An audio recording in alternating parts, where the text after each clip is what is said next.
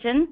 I am the new Director of the Office of Child Care, but some of you may remember me as the old Associate Commissioner of Child Care Bureau from long ago. But anyway, I am so excited to catch up on what's been happening in this improper payments, what do you guys call it for sure?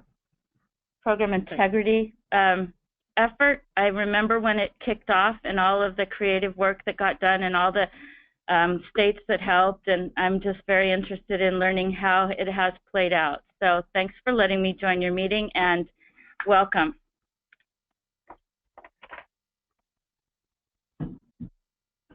Thank you, Shannon. And I'm very pleased to be introducing our presenters for this afternoon session. I've been privileged to have some very in-depth conversations with these ladies over the past few weeks, and I know they're very passionate about their work and certainly knowledgeable about the work that they're doing in their respective states. So please join me in welcoming Alicia Sirion-Wells. She's the Associate Commissioner for Audits and Teacher Qualifications at the Massachusetts Department of Early Education and Care. And representing the Michigan Department of Education, we have the team of Denise Ekman, Evelyn Oliver, and Stacy Schell. They're from the Child Development and Care Division, the Technology, Integrity, and Outreach section. So without further ado, I'm going to go ahead and turn it over to Alicia in Massachusetts to hear about their program integrity and fraud activities. Great. Good afternoon, everyone. It's an honor to be able to bring forth Massachusetts program integrity and fraud activities taking place here in our state. I'm also joined by our Director of Business Project Management, which is Andrea Gilmore, who will, towards the end of this presentation, talk about our new system that is helping us support in our program integrity efforts. We can move to the next slide. Here at the Department of Early Education and Care, we do have an audit compliance and resolution unit. I oversee this unit, which has 2 fiscal monitors, as well as 1 transportation compliance monitor. At EEC, we make up 173 direct contract providers for the subsidy program, and in 7 child care resource and referral centers. Within that 173 direct contract providers, there are about 130 center-based programs and 43 what we call family child care systems who oversee our family child care home providers, and some of those systems also have centers under their umbrella as well. Within our unit, with the 2 fiscal monitors and 1 transportation monitor, we do all of the subsidy management and grant fiscal monitoring. When the improper payment project is out, we oversee that project as well. Our transportation monitor does go out and does the review for any subsidy transportation billing and also health, safety aspects to that monitoring. We oversee the internal controls and internal audits for EEC, as well as training and technical assistance. So as you can see, with a staff of 4, we are very busy. Next slide. In the state of Massachusetts, subrecipient monitoring is a requirement set forth by our state comptroller's office and aligned with our federal oversight agency. So it is our goal to ensure that our monitoring objective is to ensure there is compliance, transparency, and accountability while we are minimizing fraud, waste, and abuse and any audit issues that come through our monitoring efforts within our unit and on the field. Next slide. So our key purposes, next slide. So back one, I'm sorry. So the key purposes of subrecipient monitoring, as we have laid out here at EEC, is to ensure subrecipients are in compliance with all rules, regulations, and requirements. We have our regulations within the laws here within the state. We also have financial assistance policy guide that our subrecipients must follow when it comes to the subsidy. We also want to understand and assess our subrecipient financial and management system capabilities. We review that. We want to safeguard the federal funds, again, to ensure there is no fraud, waste, or abuse. We want to identify potential audit issues, and when we identify those audit issues, they may become training needs or improvements to our own current policies and procedures. We always want to provide technical assistance when necessary, and where there are corrective actions or issues, we want to provide effective resolution. So those are our key areas we want to ensure while we're conducting subrecipient monitoring. Next slide, please. The EEC Audit Compliance Unit does put forth controls within our own unit to have a streamlined, effective monitoring process. So below you, at this slide, you see kind of our flow of how we proceed with monitoring. So first, at the beginning of each fiscal year, we identify the contracts that have received awards under the subsidy. More times than not, there are some direct contract providers that do give up their contracts, but so we want to make sure we don't keep them on our list for the next fiscal year as a potential audit. So we first identify the awards. Then we do a risk assessment on those that are receiving a contract for the new fiscal year, and I'll go over that process in the next slide. We then schedule, and our scheduling is key because we are in New England, so weather does play a part in how we proceed with monitoring for the year. Once we determine who is being monitored and when the schedule takes place, we have a review, whether it be on-site or a desk review. Once the monitoring review is complete, there is a report that is issued out, and then finally, if there are findings, there is a corrective action plan that we put in place with resolution. Next slide.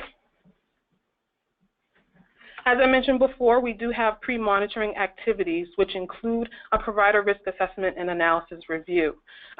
We call that a PRA with the initial. What we want to do is identify the contracts that may have high risk to our field, low to high risk. So what we do is, once we identify who those contracts are, we have a specific database in which we review all of their independent audits. We also review any subrecipient funds that they receive from other state agencies. For example, an organization may receive funds from the Department of Education for their food program or Department of Mental Health for a mental health contract. Our office, our Operations Service Division for the Commonwealth of Massachusetts requires that anyone receiving funds from the state of Massachusetts submit a uniform financial report. And that financial report pretty much details the financial health of the organization. Also, the independent audit is submitted to OSD and uploaded to a database which state agencies around the Commonwealth do have access to, and so we use that as kind of the focal point of our own risk assessment. So we look for any independent audit findings that result in corrective actions. We also look at any past monitoring issues, any licensing issues, health and safety issues, transportation findings, and finally, we do a financial assessment based on their assets and liabilities, their days in cash, and their days receivable. Next, as far as a pre-monitoring activity, we also send out an internal control system questionnaire, and we do that through SurveyMonkey. And with that, we just have a few questions in regards to what type of controls do they have in place in the oversight of the subsidy contract. You know, how are they collecting parent fees? Do they give out any scholarships? Do their employees have a discount in child care? So we want to just kind of get a sense of what the program is doing. Are there any non-traditional hours that they're operating, any subcontracts that they may have? Do they have any lawsuits pending? So I want to take a look at that. And also we ask, what are their training needs? What do they need from EEC in order to effectively manage the contract that we issue to them? Next slide. So once we identify the programs we will monitor, so we rank them from high to low based on a risk score, and we set a schedule, we send them an engagement letter. So in that engagement letter, there are a list of required documentation we want to review when we go on site. So this list pretty much details the required documentation. What type of financial accounting system does your organization have? We want to ensure that the funds that they're receiving from us are adequately put into a system and monitored on their end. We want to see what type of controls they have in place in the oversight of any regulatory requirements, their own policies and procedures, any internal controls, how are their duties being segregated, specifically with collecting parent fees, who's collecting the parent fees, who's making the deposit. We want to ensure that within their accounting system there is a general ledger and there's bank reconciliations being done. Again, noting any controls and segregation of duties. Also, previously, if we've noted that there was a corrective action plan issued based on findings in the A133 audit, we will follow up on those audits, specifically if the findings have to do with the subsidy program. We take a look at financial report, and within that engagement letter as an attachment, we do send a list of the client files we want to review to determine whether the eligibility was determined accurately and according to our guidelines. One thing with Massachusetts, with our 173 contract providers and CCRNRs, they are the subsidy administrators, so they do all the eligibility determinations out in the field. And they also we'll go over our system in a minute, and they'll also do the billing and submit that to us as well. So pretty much our monitoring is making sure that they've done in accordance to our policies and procedures and regulations. They've done that accurately and efficiently. Next, we take a look at attendance records, which would correlate with the billing being submitted. Any program income, that would be with the parent fee collections, making sure they are collecting parent fees and parents are paying their parent fees. And we also take a look at their subcontracts. Next slide.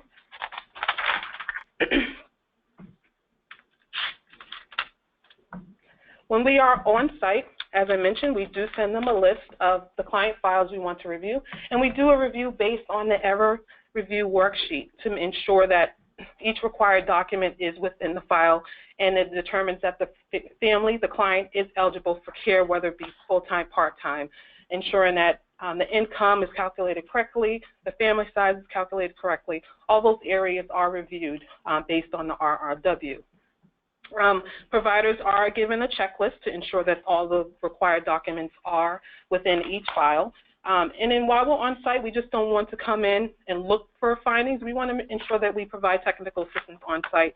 Most providers feel comfortable when they have someone in front of them and they can ask, whatever question that they may have regarding our new system or any eligibility determination questions that they may have regarding their clients.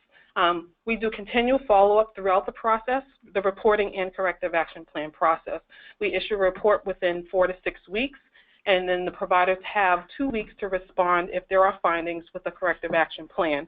And then we submit a final letter to them once we've agreed that their corrective action measures are sufficient and will help them mitigate any findings in the future. We also work with our financial assistance unit. If there are any difficult files, we have any issues with families, and we need to do a more in-depth review of second parent in homes or any other potential fraud findings that we may have on the field, and I'll go over that in a second. Providers with major findings will require an additional visit within that next fiscal year or even sooner, depending on the severity of the findings. Next slide. Our unit has an error tracking sheet, and that tracking sheet helps us see where technical assistance or what training needs are. And so what we do is tally up at the end of each review when the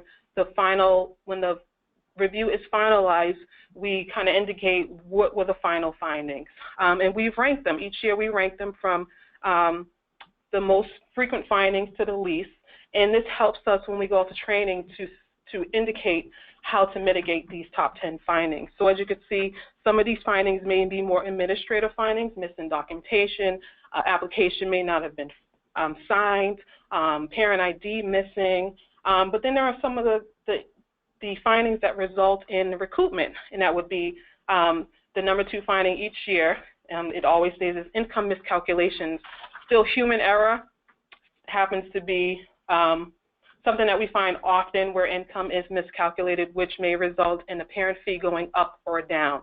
So that may, depending on when that took place within the fiscal year, a provider could be paying back the entire year of the difference between what the parent fee should have been or what the parent should not have been paying, being a refund to the parent.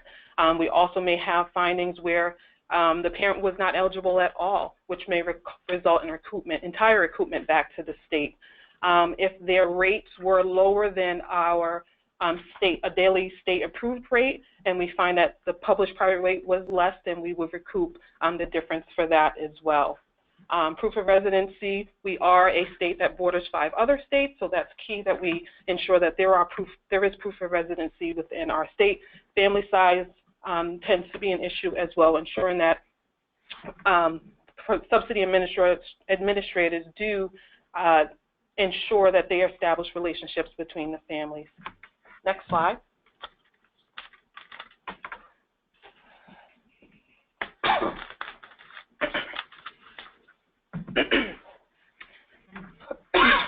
Excuse me. In FY15, you kind of take a look at, excuse me, our monitoring efforts. I did not include FY16. We'll go over that in a minute, but we did, excuse me, release a new system, so we were a bit relaxed on our monitoring for FY16. So in FY15, we did visit every CCR&R, which we have 7 of them, and we do visit them every single year. We visited 62 of the 177 contract providers, and in those, that's a total files review. How we determine our sample size is based on what your risk assessment score was, and the percentage is applied to that. Percentage of what is billed is what we pull for files reviewed. Then we determine the total errors, the total improper payment errors, and then the total recoupment. And that year we had a major issue with our excessive absences, so also the monitors had to do a desk review of any absences that were against our regulations. Next slide. So another activity, as I mentioned before, that the unit does participate in is subsidy management training.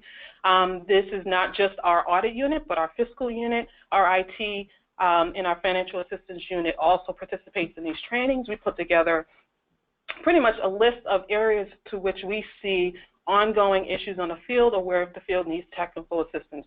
We also take a look at what the needs are from the field, as I mentioned before with the internal control questionnaire. We ask the field what their training needs are. So we ensure that we address them with subsidy management training.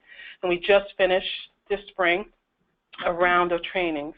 And they're held either here at our central office in Boston, or we have 5 other regional offices on the field so that we are able to reach the entire state with trainings.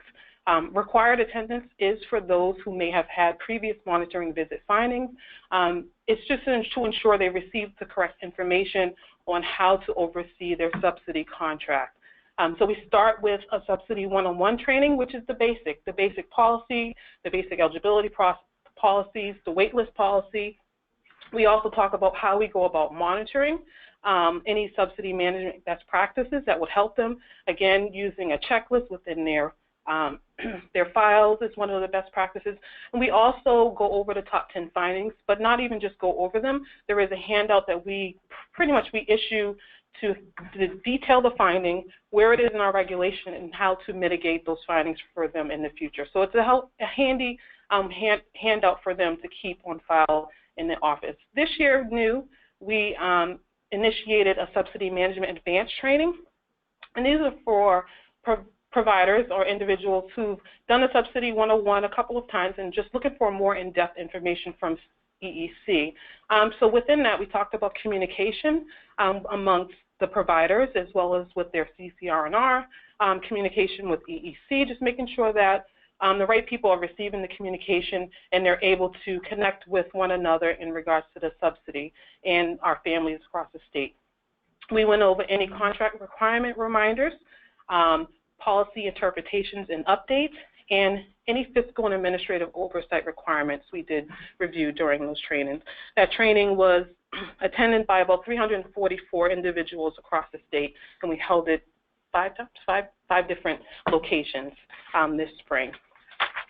Next slide. So one of our last activities, which is an activity that is within our financial assistance unit, is our fraud investigation. This is how we are able to collaborate with another state agency to get additional information to which we're here at EEC we may not have.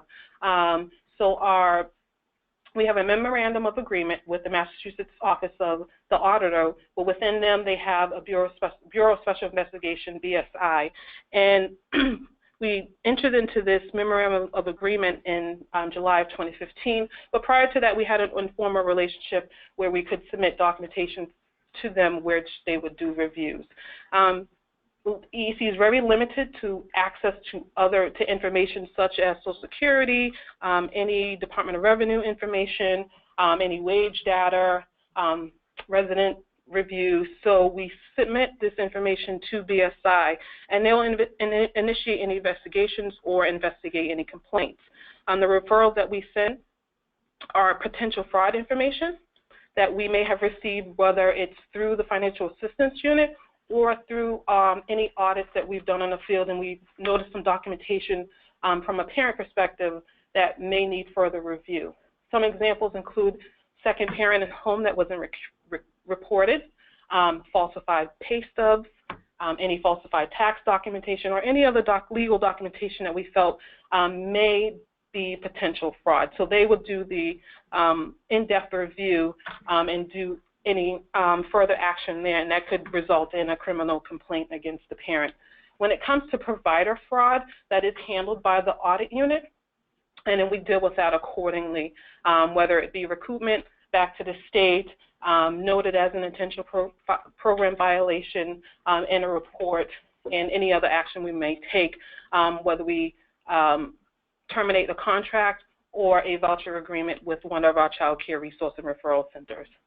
With the BSI, the cases that have been submitted since our memorandum of agreement, you can see the list there with the numbers, and the number of criminal complaints is detailed, which ones have fraud determined, and thus far, right now it is actually $1.6 million that has been determined based on fraud since our initiation with this unit. So now I am going to turn it over to Andrea Gilmore, as I mentioned, who is our Director of Business Project Management. She's going to talk about our new system, which is helping the audit unit as well as the financial assistance unit here at EEC to pretty much with a system, the program integrity activities, it's helping us identify them a lot sooner. Prior to this new system, it was more a reactive, it happened, it got billed, and then we had to react to it. But what CCFA has done is more preventive measures, notifying EEC in certain areas, and Andrea will go over it, that we can review prior to it being billed and us having to go back and do any recoupment. So, Andrea Gilmore. Thanks, Alicia. Just to follow up with what Alicia was saying, the CCFA, which is our new child care financial assistance system, it's basically just more transparent than what our legacy applications were.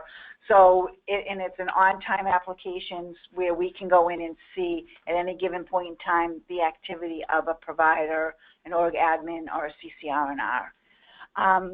So in July of 2015, we rolled into CCFA. We were able to deploy most of the modules that were scheduled at that time. We had to postpone the billing module due to some issues that we were experiencing, but EEC went to an alternative payment method, and that transition was as smooth as it could possibly be. So historically, EEC used to have two billing applications, one that handled the vouchers and one that handled the contracts, where they could request reimbursement for services provided on a month-to-month basis. We, through CCFA, we developed a single platform for managing subsidy awards, and like I said, it was effective July 1st, 2015. It's a web-based application that combines the functionality of our two legacy applications into one platform with a uniform application and language so that it provides consistency for adherence to our policies and requirements and our regulations. CCFA utilizes a module type application, so it's set up in a module basis, and access can be provided at that level.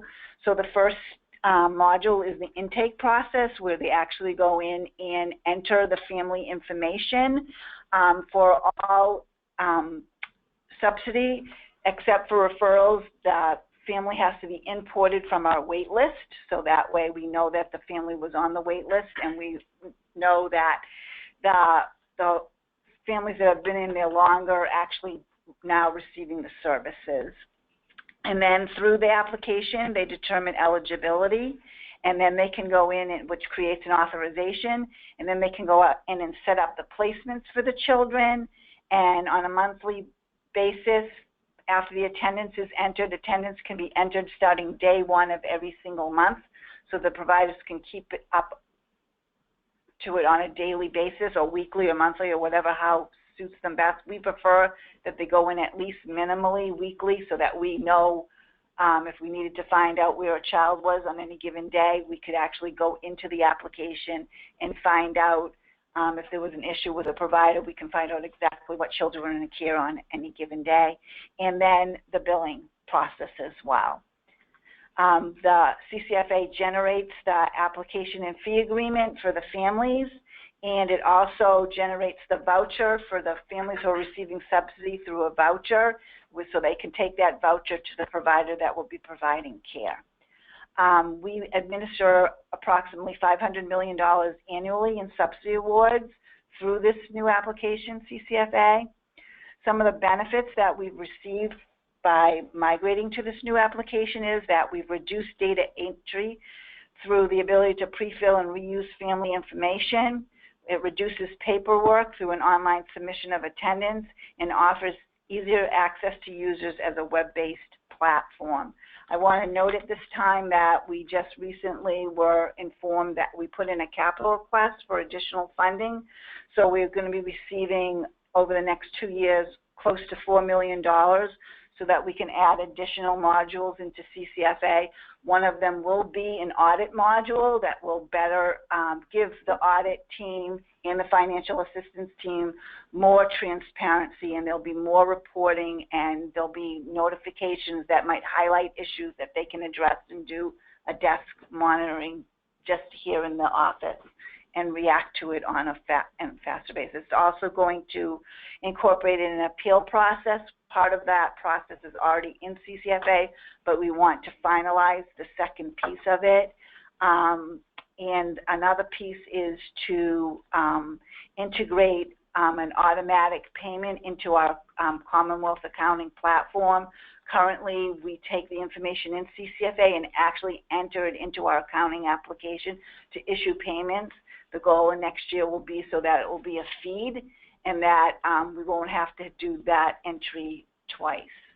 And also another piece that would be in the second year of the capital request would actually create a document storage where the users can actually upload the documentation that they're using to determine eligibility, and they can actually communicate with each other and pass information onto each other. And it'll also be easier for us to actually obtain documents if they have to, audit has to do a review, or the financial assistance unit has to look at some documentation that they may be questioning. Could you move to the next slide, please?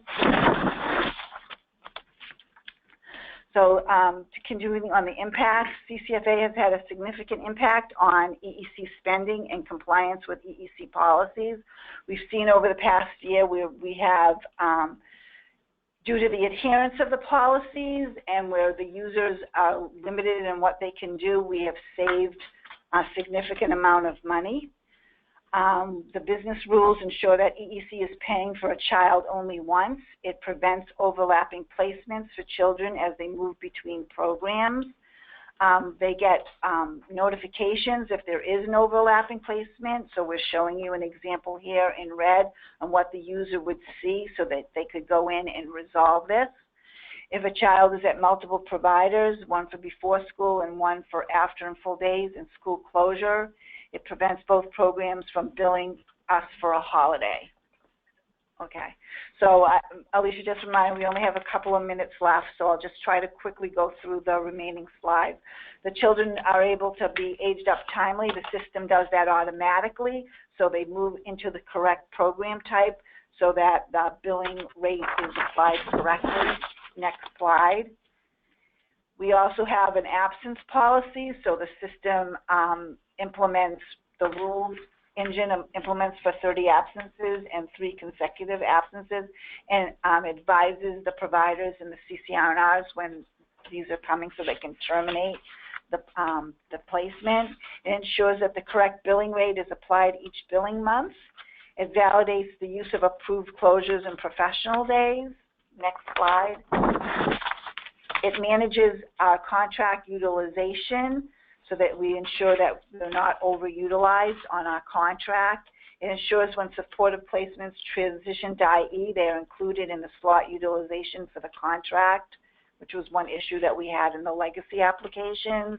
It also prevents the contract providers from actually splitting slots. We had in the legacy applications, they were actually splitting school-age slots because that was part-time care, but we never intended that to happen, and as a result, when we're using the legacy applications, we were actually paying over the contract maximum obligation. Okay, we've automated the authorization process and standardized the copay calculation. It enforces authorizations next slide. Enforces the authorizations using travel time, helping the parents convert part-time eligibility to full-time. Per the business rules, CCFA determines the eligibility status, approved or denied, based on participation in approved activity, activity hours, and income at or below the SMI threshold. Next slide. The next several slides just point to some of the reports that are available to the users to assist them in their day-to-day functionality. Some I'll just point out the consecutive unexplained absences and the day absence report, so they can generate these reports, and on any given day they can see if a child is approaching the limits of our policy, and so that they can act on it. We also, through billing, we provide various billing reports, some of them the contract billing by service month, invoice billing month abstract, which gives them a very low-level detail of each child in their placement and what they've billed us for based on the attendance. Next slide, I just want to point you to the slot utilization by contract. On any given day, they can see what the utilization is on their contract slots and where they have room and if they can fill slots, and it helps them plan for the children to age up in the future. And the last slide, the voucher providers by calendar year. It provides the R&R some additional information to assist them in their process. That concludes Massachusetts Program Integrity and Fraud Activities, and some highlights from our new financial assistance system that helps us in mitigating any potential findings, any fraud, waste, and abuse, and also it's more of a preventive measures within our system in accordance to our regulations and policies. So if we have any questions, we are open to answer them. Thank you, Alicia and Andrea. I see 2 questions that have come in. We have one from Patricia Mitz, who I believe is from Kansas, and she just wanted you to restate how many staff people you have there on your team in Massachusetts. So in regards to the fiscal monitors that actually go out to the programs to do the audits, we have 2. So they do the subsidy reviews, and then if we have any federal grants, they do. We have one of the monitors do those reviews as well. We also have the financial assistance unit, which is a staff of 3, but they do more of parents being terminated, and then they come in for requests for reviews, but it's a lot of those as well. So our review team is 2 auditors that go out in the field, and then a financial review team is a staff of 3, which one of them is designated for our fraud, potential fraud submissions, referrals. Thank you for that. It looks like Patricia's phone is either muted on her end or not connected. Patricia, if you had any follow-up questions, you could unmute your phone. We did have one more question, and then we're going to move on to Michigan. Megan Reese asks, if you have found a subsidy recipient over issuance, how are you recouping from that recipient? So what are some of your strategies for recoupment? So in regards to a contract provider who has overissued, so I'm trying to clarify, you meaning if they provided care to a family that is ineligible. Yeah, a family that's ineligible. Family that's ineligible, and our auditors have found it. We do calculate the recoupment based on that authorization period. We may go back further if we find that, you know, if they've not been ineligible, which we found before at all, and they've been in our subsidy system for years. So we do that intense review, and our recoupment is done like this. If it's within the fiscal year that we have recoupment, the provider can go into the system and make adjustments to their billing, so it will show up in their next billing a decreased amount. So say if they normally have $10,000 per month, then if the recoupment is about $2,000, then they'll see an $8,000 check. If the recoupment is in the previous fiscal year, our state, our Commonwealth of Massachusetts, does have a accounts receivable system, so what we call bars. So we would place them on bars, and they would actually receive an invoice from the state, and they would have to pay the state back the funds. If they happen to not be compliant with paying back the state and the funds, there is an intercept process that is done by the Commonwealth of Massachusetts.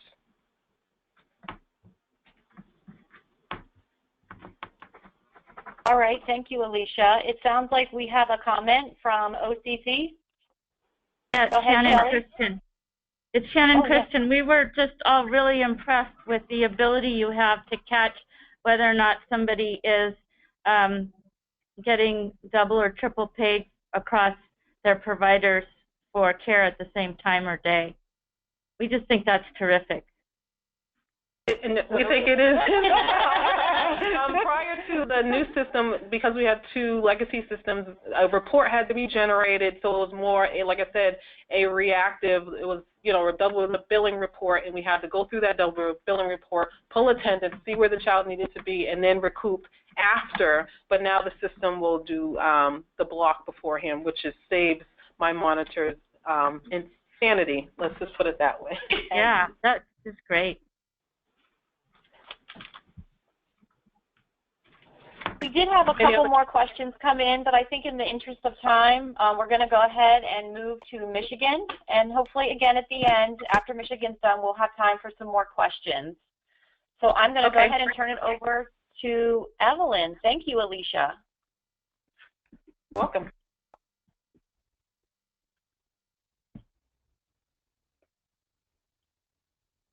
Good afternoon, everyone. Welcome to our presentation detailing the integrity efforts currently being conducted in the great state of Michigan. On behalf of the Department of Education, I would like to take this opportunity to thank the Office of Child Care for allowing us to spotlight our program integrity efforts here in Michigan today. Again, my name is Evelyn Oliver, and I manage the technology, integrity, and outreach section where our child development and care integrity efforts currently reside. Next slide, please. My manager is Lisa Brewer-Walraven, Director of the Child Development and Care Division within the Michigan Department of Education. Christina Jeter directly manages the program monitoring, outreach, and technology initiatives. We have two presenters today, and before I give you their names, I'd like to tell you that we also have our recoupment specialist with us today, Mark Hamer. Our presenters today are Stacy Schell, Departmental Specialist. Stacy is the Intentionality Review Team Coordinator, and she'll give you more detail about that title later. Denise Ekman is our CDC Billing Analyst. Denise is one of our senior analysts who conducts time and attendance reviews. Both Denise and Stacy work with parents and providers to maintain the integrity and compliance with CDC program guidelines. Now, I will turn the presentation over to Denise Ekman. Next slide, please. Hi, I'm Denise Ekman. Here in the state of Michigan, the Child Development and Care, or CDC program integrity efforts have evolved over the past 9 years. In an effort to become more customer-friendly, While continuing to meet our program monitoring requirements, the Michigan Department of Education, MDE, revised the CDC time and attendance review process. These changes took place around March 2016, and they will be highlighted in this presentation. Next slide, please. The time and attendance review process takes place as part of the integrity process for active CDC cases. Next slide, please. The time and attendance review process begins when CDC providers are randomly pulled from across the state of Michigan. This random sampling generally occurs on a monthly basis and is intended to include all provider types. The purpose of this time and attendance review is to ensure compliance with the CDC program guidelines in a non-punitive, educational, informative, and customer-friendly manner. Next slide, please. There are other situations that may necessitate a time and attendance review. They include the following: CDC Service Center referrals. These are callers who are unable to confirm their identity when calling for payment information. One example is they don't know the birth date. Reported discrepancies involving multiple providers billing for the same child or children. Reporting questionable billing activities. For example, the provider has not watched my child in months, but is still billing. Referrals from partners, the Department of Health and Human Services, the Department of Licensing and Regulatory Affairs. From lawsuits, a lawsuit ordering MDE to provide payment for a parent will generate a time and attendance review so that we can determine the appropriate amount of the payment. Returned warrants, which are checks mailed to the provider or parent. These warrants are returned to Treasury by the U.S. Postal Service. We conduct time and attendance reviews on these to ensure the provider is still providing care to the children. Next slide, please. Requesting provider records is always done in writing. A CDC provider time and attendance review letter is mailed to the provider. This letter generally requests time and attendance records for 2 pay periods. Pay periods in the state of Michigan span 14 days. So basically, most reviews request time and attendance records for 1 month. A CDC provider time and attendance review letter is mailed to the provider requesting 2 pay periods of time and attendance records. There are times, however, when more than 2 pay periods may be needed. Requesting more than the 2 pay periods of time and attendance records always requires manager approval. Next slide, please. In this slide, you'll see a sample of the letter that is sent to providers informing them they are under review. It is called the Provider Request Letter.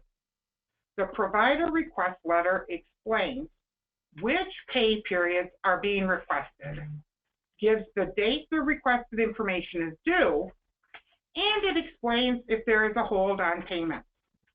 You will notice the additional comments box on this slide. This is where the analyst may enter any requested additional information from the provider, such as a copy of the provider's picture ID. And final notice. All of the notices state final notice because only one notice is sent. Next slide, please. Parent records and documentation may be requested if there is a need to verify the care hours. If parent records and documentation are requested, they are normally requested for the same pay periods as those requested from the provider. Requesting parent records most often occurs when multiple providers are billing for the same time period, indicating the children were inclusively in their care. It appears providers are billing for times when children would normally be in school, or for billing when children are not in care, or for more hours than the children were in care. Next slide. In this slide, you see a sample of the actual letter sent to parents informing them their provider's child care billing is under review and for which pay period. This letter also explains what types of information and/or documents are requested, such as the child's school schedule for children aged 3 to 13 years old, a written statement of the number of hours your child or children were in care for the period, and you'll also see the other documentation box. This is where the analyst will enter any requested additional information or documentation, such as a phone number where the parent may be reached. Next slide, please. On this slide, you'll see an example of the provider billing invoice. Here in Michigan, providers are instructed to use their time and attendance records in order to complete the online billing invoice. Providers should enter the exact begin time and the exact care end time, including choosing AM or PM for each child in care. Providers may also choose a second or third additional time care took place in which to enter the care begin and care end time. The computer rounds the entries to the nearest half hour for payment. This helps to alleviate provider math errors. From this example, you can see the provider has billed Monday through Friday, 2:30 p.m. to 10:30 p.m., both weeks of the pay period. Next slide, please. This slide is an example of the time and attendance records providers may submit for their time and attendance review. Providers are instructed to never send originals.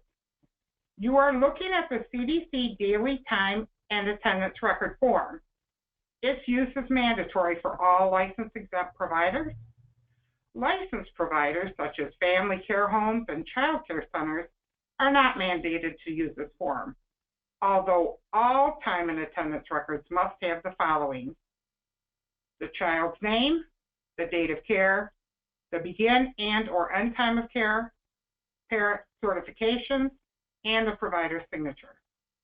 From this example of the time and attendance records, you can see these time and attendance records do not match the billing invoice for all of the days billed. There are differences on all of the days billed with the exception of 11/14 and 11/25. It is important to point out we don't want to jump to any conclusions at this point. Rather, we want to talk to the provider and possibly the parent in order to get a more accurate picture of what actually occurred. Next slide, please.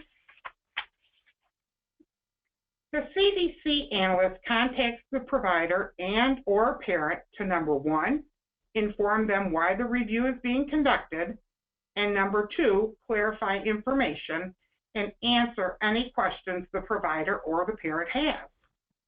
The CDC analyst answers questions about appropriate billing practices and record keeping and why the review is being conducted. During these conversations with providers and parents, the CDC analyst takes the opportunity to educate both the parent and provider on the CDC program rules, also explaining how to find the CDC handbook on the CDC website. Often the review creates a positive relationship between the provider and the CDC analyst, and the provider uses the CDC analyst as a resource with future questions even after the review is completed. There are quite a few times when the parent has requested the CDC analyst's assistance in finding an appropriate child care provider. Next slide, please.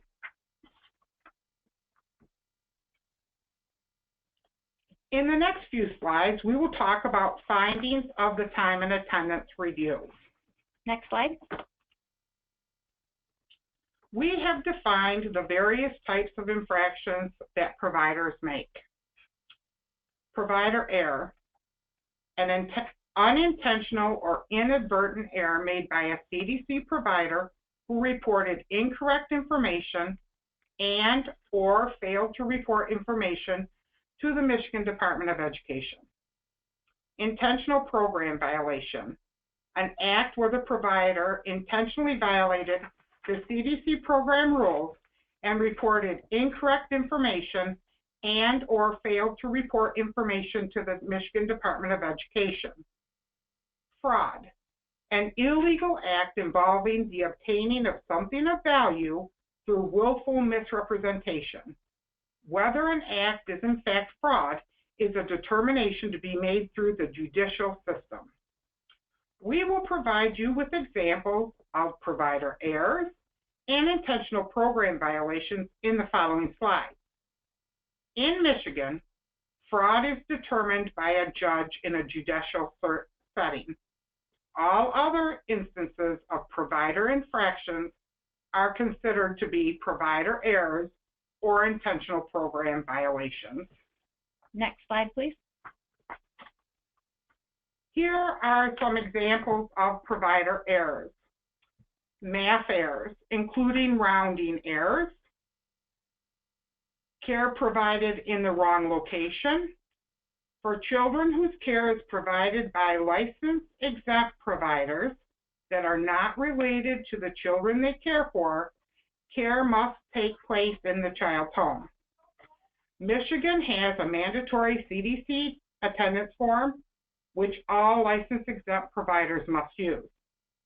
You saw this form when we showed the example of the time and attendance record form. Any time and attendance records missing required information such as children's names, date of care, begin and or end time of care, parent certification, and provider signature. Failure to respond to a request for time and attendance records is also considered to be a provider error. Next slide, please. Provider errors will always generate a program violation notice or PVN. A PVN is a written notice from the Michigan Department of Education that details which program violations were committed. Next slide, please.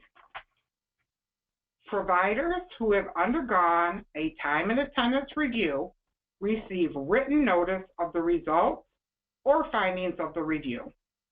Also, largely due to the relationship developed during the review process, the analyst contacts the CDC provider to discuss the findings once the review has been completed. Next slide, please.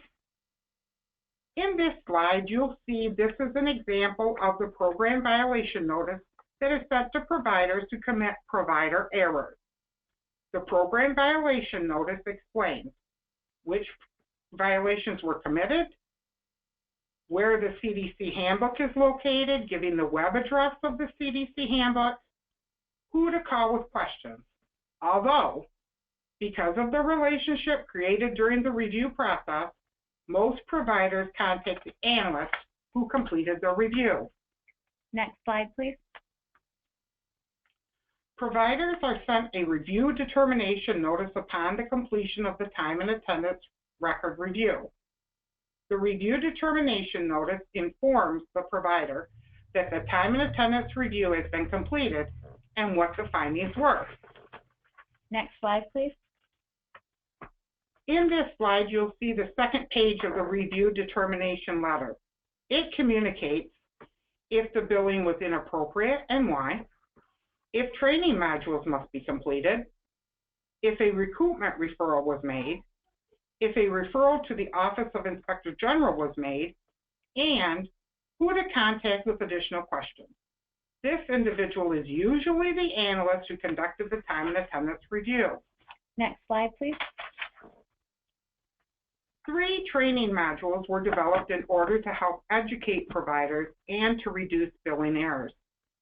All of the providers who are sent a program violation notice are encouraged to review the CDC training module and read the CDC handbook. The 3 training modules are use of the billing system, building positive parent-provider relationships, and tracking time and attendance. Providers can generate a certificate when they complete the training modules. Currently, the 3 training modules are down due to being updated. When the 3 training modules are again available, they will reflect the current CCDF rules. Now, I will turn the presentation over to Stacy. Next slide, please. Good afternoon. My name is Stacy Schell. As Denise previously stated, an intentional program violation is an act where the provider intentionally violated the CDC program rules and reported incorrect information and/or failed to report information to the Michigan Department of Education. The majority of intentional program violations will result in higher payments than the provider was entitled to. Next slide, please. These are examples of intentional program violations: billing for children while they're in school, billing for children who are no longer in care, billing for children not in care or for more hours than the children were in care, maintaining records that do not accurately reflect the time the children were in care, or 2 instances of failing to respond to requests for time and attendance records. Next slide, please. The Intentionality Review Team was created to ensure consistency in the determination of all intentional program violations. Next slide, please. When intentional program violations are suspected, a review process is conducted by the Michigan Department of Education's Intentionality Review Team, or IRT. The IRT is made up of 3 CDC analysts whose objective of the review is to determine if the action of the provider was intentional and if the provider should be referred to the CDC Program Office for disqualification. The IRT reviews intentional program violation referrals from the Office of Inspector General, the Child Care Licensing Division, and the CDC analyst. Next slide, please. When reviewing the referrals, the IRT considers if the following occurred. Did the provider bill for children while they're in school? Did the provider bill for children who were no longer in care? Did the provider knowingly bill for children not in care or bill for more hours than children were in care? Did the provider maintain records that do not accurately reflect the time the children were in care? Or were there 2 instances of the provider failing to respond to requests for time and attendance records? Next slide, please. In addition, the IRT also takes the following into consideration. Were there extenuating circumstances that took place? Does the action warrant provider disqualification, or is there another option available? What has been the provider's billing history? Some questions we ask ourselves: has the provider done this before? If so, how many times? What other actions have been taken against the provider in the past? We also look at consistency. What has the IR team done in similar cases with providers? Next slide, please. Evidence is a large component used by the IRT when making decisions on intentionality. Examples of evidence used are: were there interviews or other communications with parents confirming that the provider overbilled or did not care for the children for the pay periods in question? Were there interviews or other communications with the provider where the provider admitted they knowingly billed for children not in care or billed for more hours than children were in care? Or the provider knowingly maintained records that did not reflect the time the children were in care? Or if there was a judicial conviction of fraud. Next slide, please. Here is one example. A complaint was received that a child care provider billed for children 4 months after they stopped providing care. The IRT reviewed the evidence, which also included a signed written statement from the parent detailing the date child care stopped. Also, the IRT reviewed the provider's time and attendance records, which showed the children were not in care. Based on this information, the IRT determined that the provider intentionally violated the program rules and referred the provider to CDC management for a disqualification.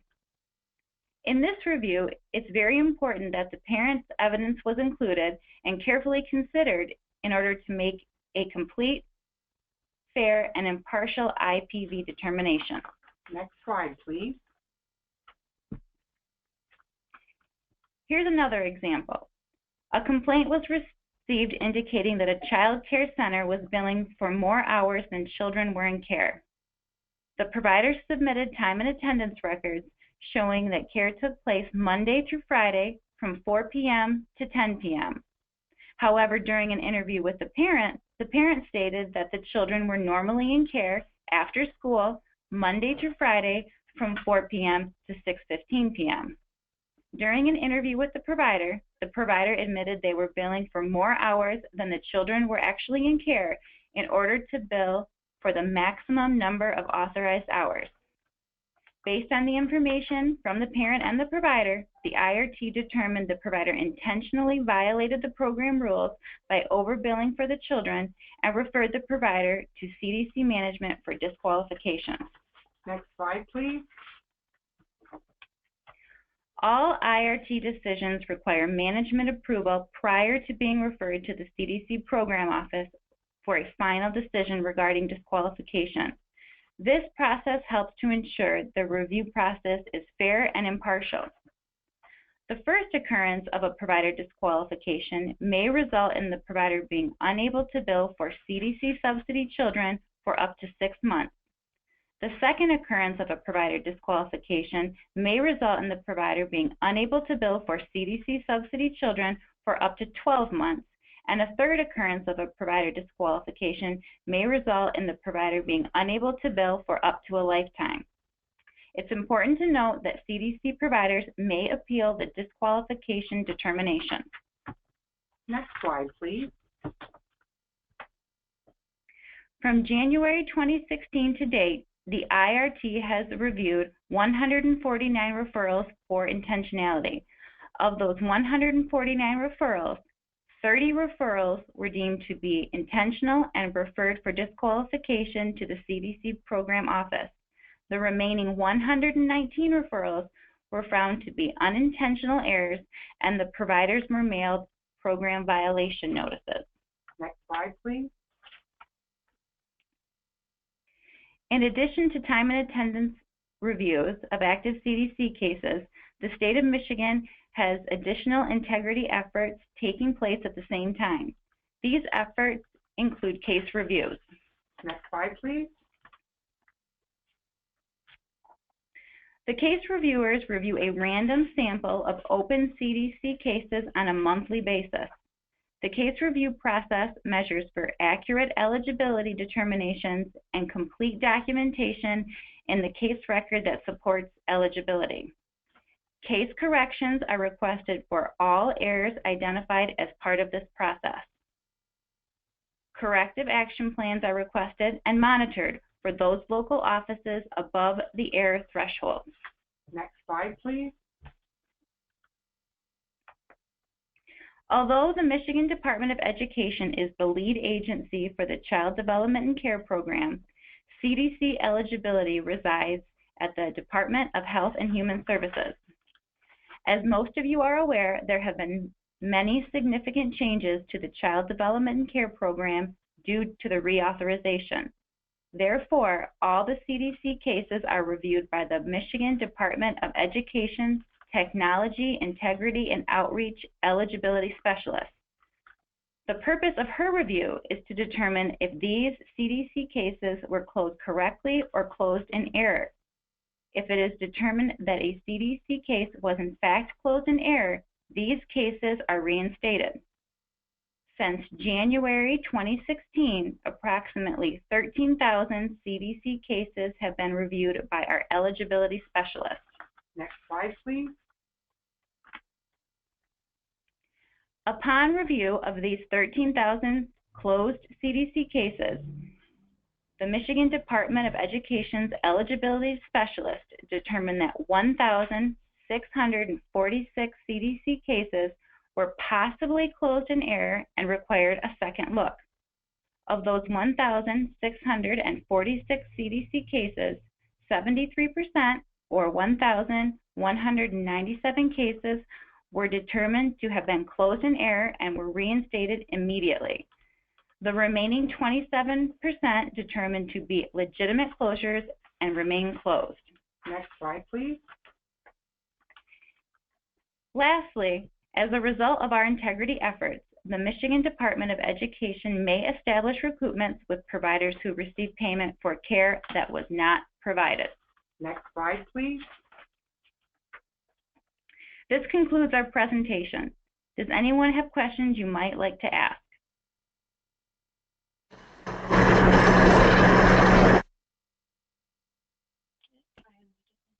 Thank you, Evelyn, Stacy, and Denise. Looks like we do have a couple questions. Let's see, the first one here is the first one here from Mary? Okay. So Mary Ward in Virginia has a question. Do you find that parents are able to provide the hours their children were in care for the period for which the provider is being reviewed? Yes, we would say in most cases we are able to obtain that information from the parents. All right, thank you. And we have another question from Eric Post. I believe Eric's from Vermont. Are the training modules required for all providers or only providers who have received the PVN? And are they used to train new providers prior to approving them to receive payments?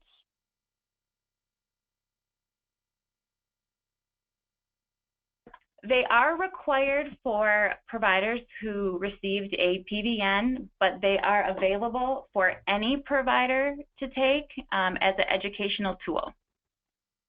And just to add to that, we are in the process of updating the modules, and we do plan on putting them on our website so that they can be available to all providers and anyone interested in better understanding our CDC program.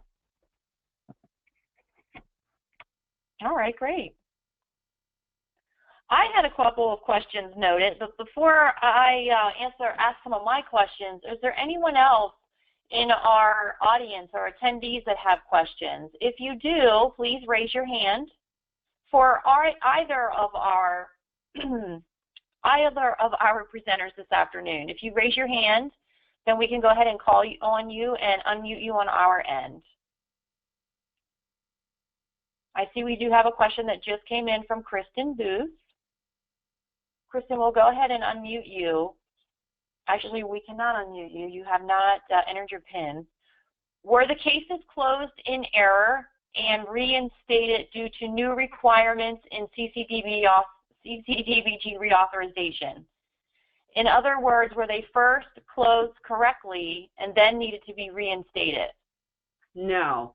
They were closed while the new CDCDF reauthorization was in place, because that part of the eligibility function is housed in DHHS, or the Department of Health and Human Services.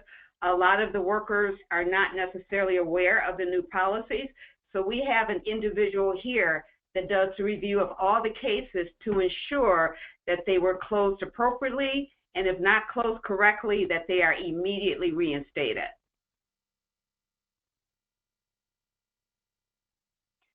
Kristen, I believe you are unmuted now, so if you had any follow-up questions.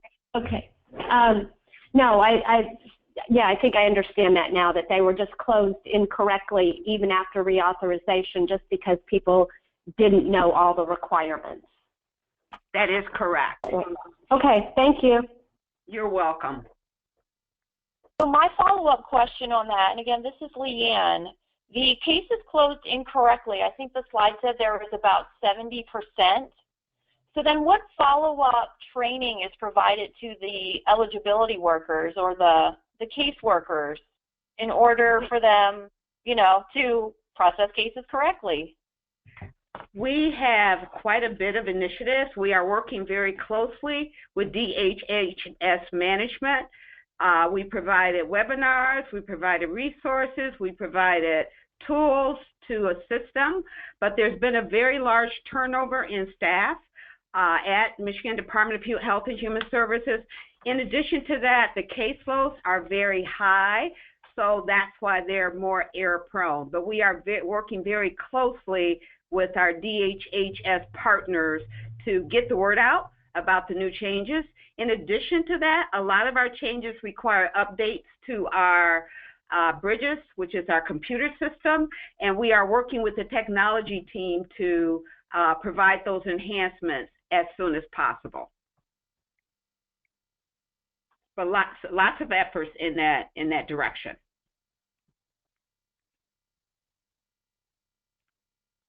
All right. Teresa, is there anyone with their hands raised?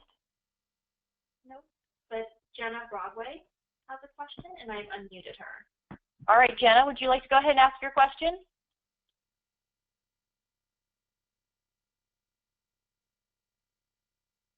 Jenna, you are unmuted. I'm sorry, I was talking and I forgot I muted on my end just to be safe.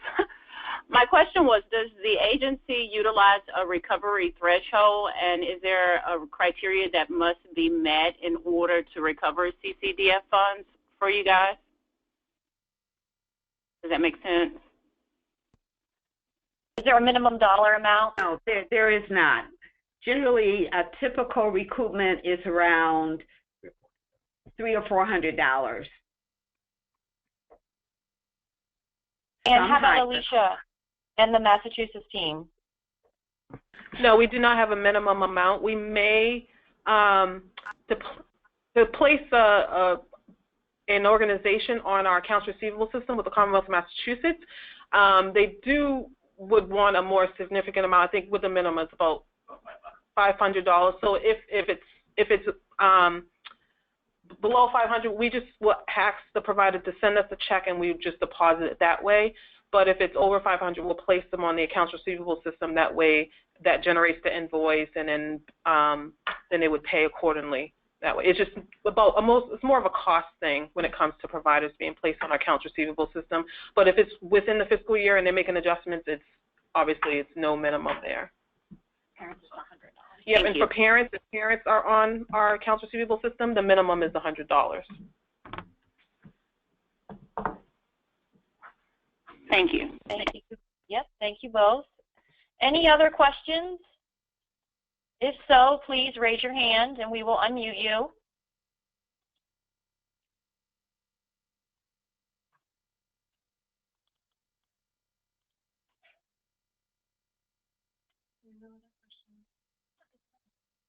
No other questions. Actually, we did have a question shortly after or as Massachusetts was wrapping up from Barb Newland in Virginia. Let me scroll back up here. Can you unmute Barb, please?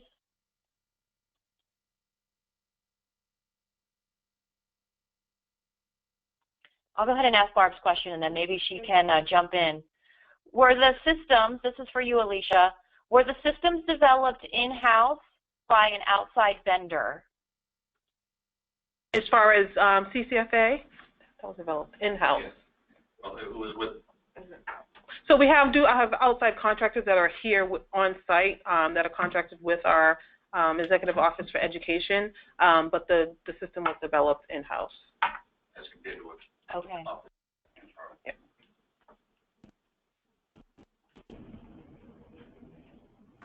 Thank you, Barb. I'm pretty sure that answers your question. Anybody else with questions for our panelists?